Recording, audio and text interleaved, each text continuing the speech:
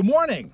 I am sitting here in my car outside of work because there's something that's been pressing on my mind for the last couple of weeks. It's been rolling around in my head. I'm formulating a blog post about it. I'll probably write about it at some point here. I want to take a few minutes and just share it with you because it's very timely. We're coming up on the holiday season. A lot of us are going to be spending some time with family, time away from work. It's a natural time to take a step back, go up to a slightly higher elevation, and really assess our lives. I wanted to share with you an exercise that I first heard from Hiram W. Smith. If you're not familiar with who Hiram W. Smith is, he is the guy behind the Franklin Planner. He's written a number of books about time and life management. He's been a great inspiration to me. I absolutely love his work.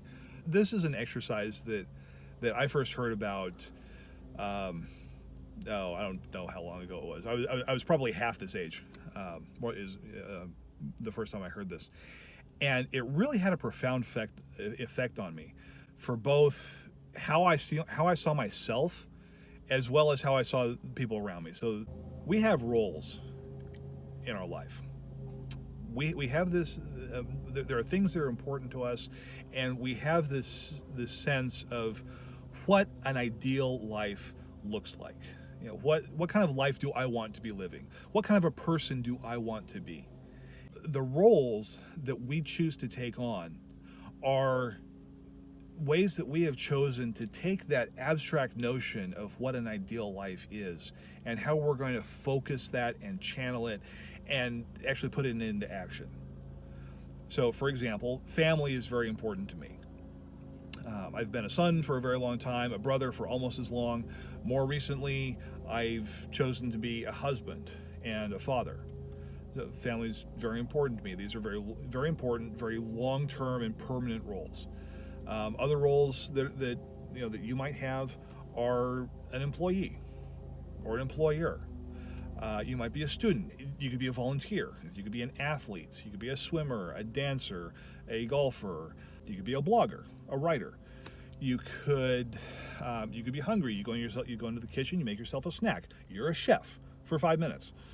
Imagine a piece of paper with a circle in the center of it, and then maybe about 10 circles around the outside. Okay, these circles around the outside represent all of the different roles that we have taken on in our lives, the ways that we have chosen to express that highest sense of value and the way that we want to make a difference in the world. And in each one of those circles, write down a number from 1 to 10. How well you think you're doing right now in that particular role. Now, most people, when they do this exercise, they put down a number between 4 and 8. Because, if things are going well, we know that they could be going better, and so and we don't want to brag too much, and so most people tend to cap this out at around an 8. Similarly, even if we're not doing so good, we tend to give ourselves a little bit of a break, and we're not going to go below about 4 on most things. We know people that they're a 1 or a 2, but that's not us. They need to improve more than we do, right? Don't overthink it. What's the difference between a 5 and a 6? There's not much. Not much of one. Especially if you do this exercise over time, it comes out in the wash. So write down a number between 1 and 10 for each of the circles that represents, each of your roles. Now, in the center circle, that represents you as a person. So now I want you to write down a number from 1 to 10 to give yourself a score of how you're doing as a person. Okay, now I want to unpack this a little bit. There are 3 insights I can think of that make this a really interesting exercise. I'll try to remember to cover all 3 here. So first off, the number that you put in that center circle for how you're doing as a person, you do not have the capacity to perform at a higher number for any of the roles that you have. than how you're doing, than how you think you're doing as a person. Okay, if you think you're only a 6 as a human being, then you do not have the capacity to do a 10 as a father or as an employee or an employer. We will automatically sabotage or hold ourselves back. We'll think that it's just not possible, and so we're not going to try because we have this limiting belief that I'm only a 6. I can't do level 10 work because that's just not who I am. Have you ever been around somebody who thought that they were like a 2 or a 3? You just want to give them a hug and put your arms around them and tell them, like, hey, you're doing so much better than this. You are so wonderful. You just don't see it. I can see it in you, but sometimes we just have a hard time seeing, how great we are and the incredible potential that we do have. Have you ever been around somebody that's a 9 or a 10 in that center circle? How much fun are they to be around? Or someone who puts down a 12.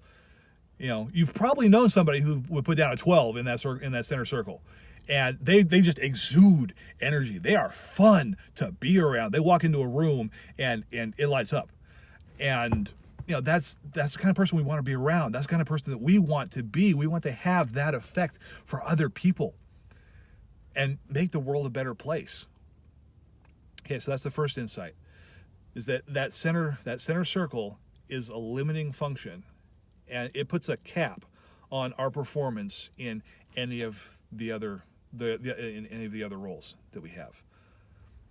Okay, but there's good news, because the second insight is that there are no 5s or 6s in that center square, that center circle.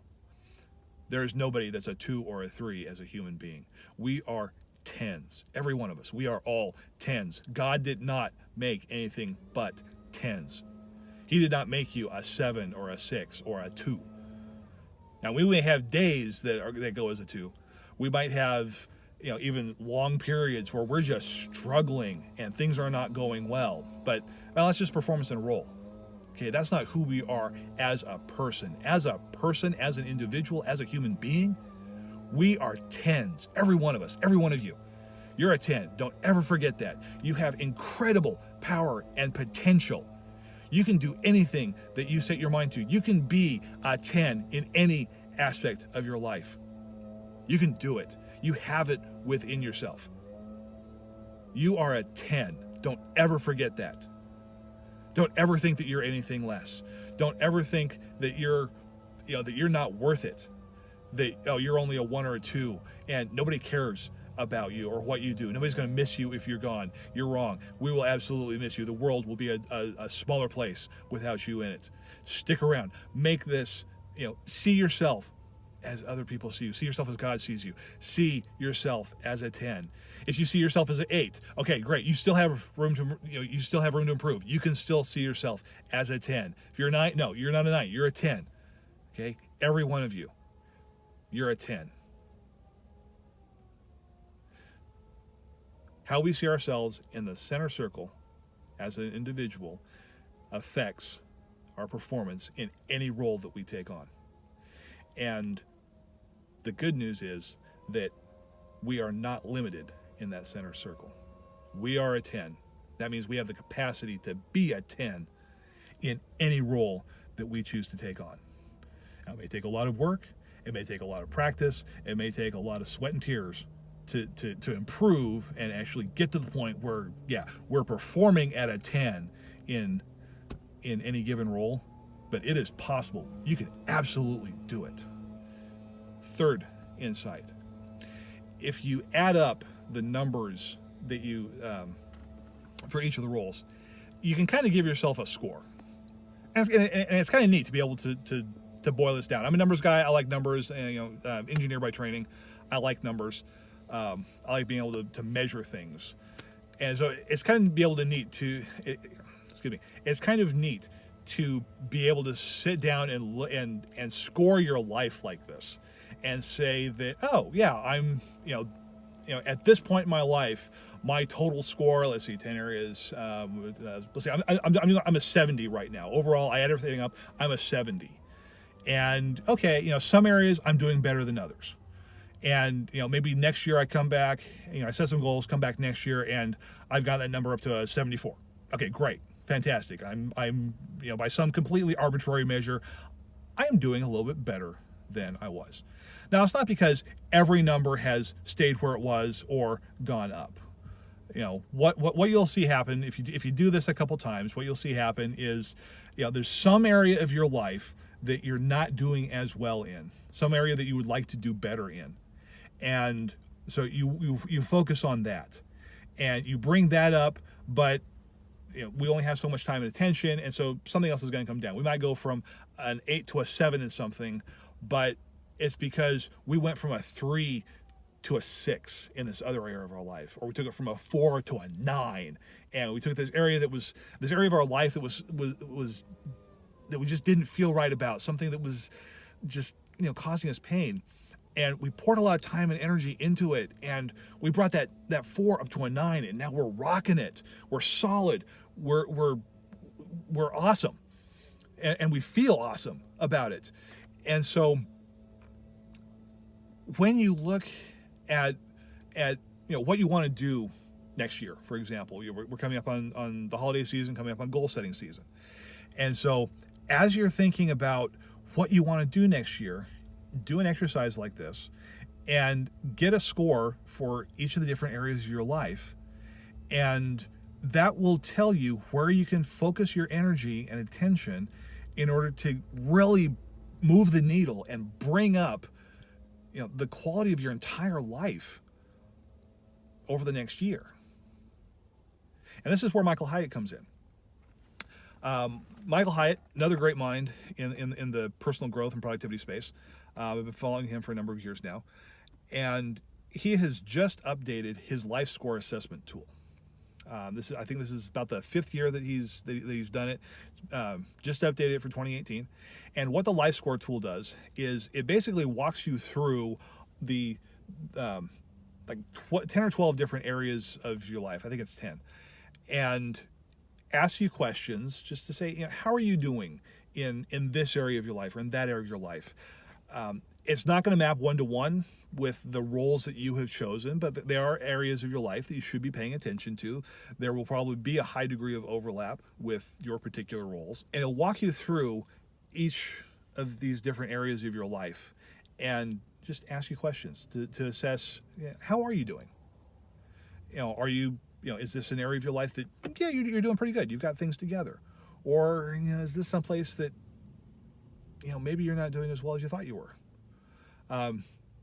It's something that I found that was interesting when I first started taking the tool was there were a couple areas of my life that, I thought that I was doing, I thought I was doing pretty good in, honestly. I thought that I would, if you'd asked me, I would have said that, I'm an 8 or 9. But that's just because, this is, I'm doing an 8 or 9, but that's just because I thought that a 10 was here. And one of the interesting things that I got out of doing the life score assessment was just, it reframed things. And it showed me that no, 10 is up here. There is so much more that I could be doing in that particular area. And so it was interesting to have that reset. I need to get in and go to work. You've got other things that you need to go on and do. But I wanted to share this with you. Like I said, it's something that's been weighing on my mind. It's very timely as we're coming into the holiday season now. And so take 5 minutes. I'll put a link in the show notes. Go down and take the life assessment, the life score tool. Get that number. Find out how you're doing. Be the very best that you can. You are a 10 in that center circle.